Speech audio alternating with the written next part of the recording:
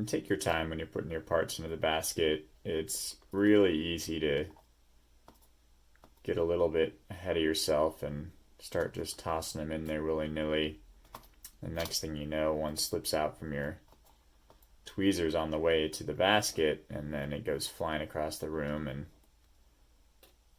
gets lost somewhere on your desk, and then it just takes a lot longer than it needs to for something that shouldn't have been an issue in the first place.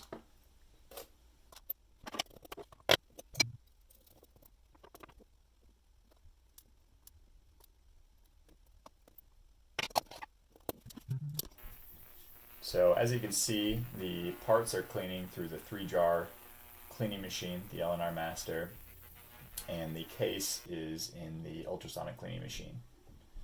I'm anticipating having to do another ultrasonic cleaning after this one, just because of the amount of rust and grime on the case. So we'll see what happens. This is mainly just to see what we're dealing with and to loosen up whatever's really held down.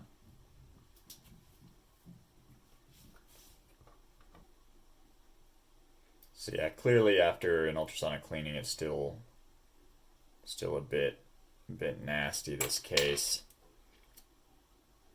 I'm gonna do the best to clean it up with a fiberglass brush and toothpick and see what we can get out of there. Hopefully get it a lot better than this.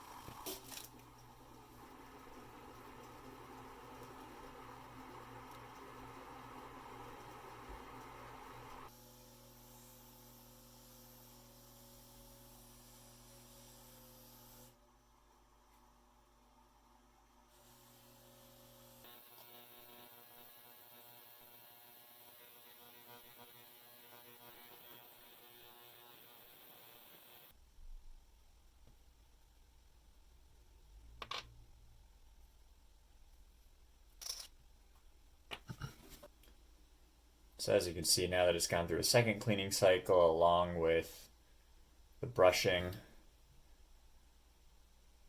it's looking a lot better. There's not much to be done about the pitting. The pitting on the back there is a bit of a shame, but the case is looking a lot nicer than it did before.